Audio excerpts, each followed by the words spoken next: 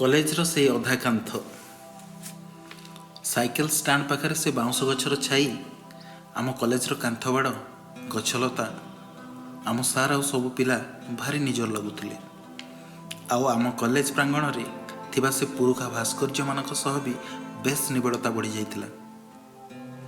से मधुरता को बखाणला परी उच्चता को बोध हुए मो कलम उड़ीबा को सक्षम नुहे। गोटे परिवार थिला आम कॉलेज सांग और सार मानक आत्मीयता नियारा एक जीवन यात्रार आरंभ।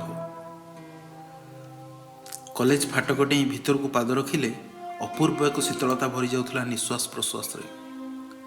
सते जेमिति से शीत ऋतुर आरंभ आरंभ रे जो एक अनामी अजଣା फूलर बास्ना सतरे केते मधुर थिला से अनुभव। छुआ थिला बेले शीघ्र शीघ्र बड़ हेबार इच्छा समस्तंकर हुए आ बड़ हेबा परे हुए तो एमिति केही थिबे जे पुणी थरे पिलादिन को फेरिबार मधुर कल्पना करि नथिबे।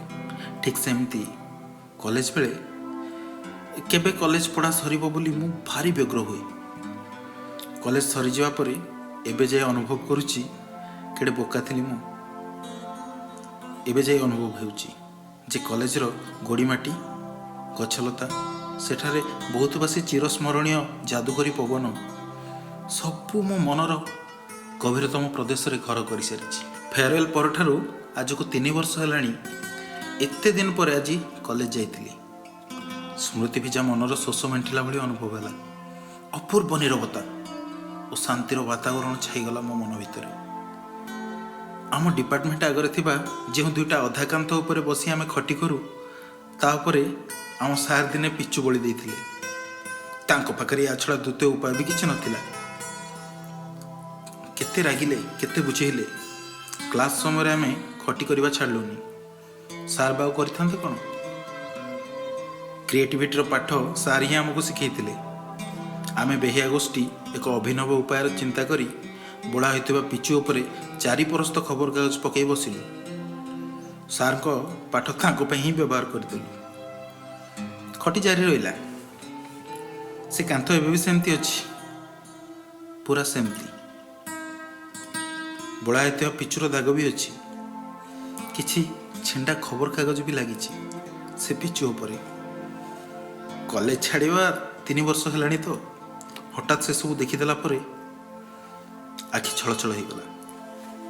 मोर नीरवता को भंग करी नीरवता ही खूब जोरे चित्कार करुला मो हृदय भितर। क्यों कालू बंद थिबा केटोफा कएदी हठात आखि बाट दे मुक्त हो गले। से अधाकांत बोधे मते चिन्ह पारुथिला। आबाक होई मते चाहिथिला भाव विह्वल होई ठीक मो भली। मु ताको अति जत्नर सहित धीरे स्पर्श कली। मो स्पर्श रे ता ऊपर पड़ी जाइथिबा 2 टोपा लुह लेसी हो गला।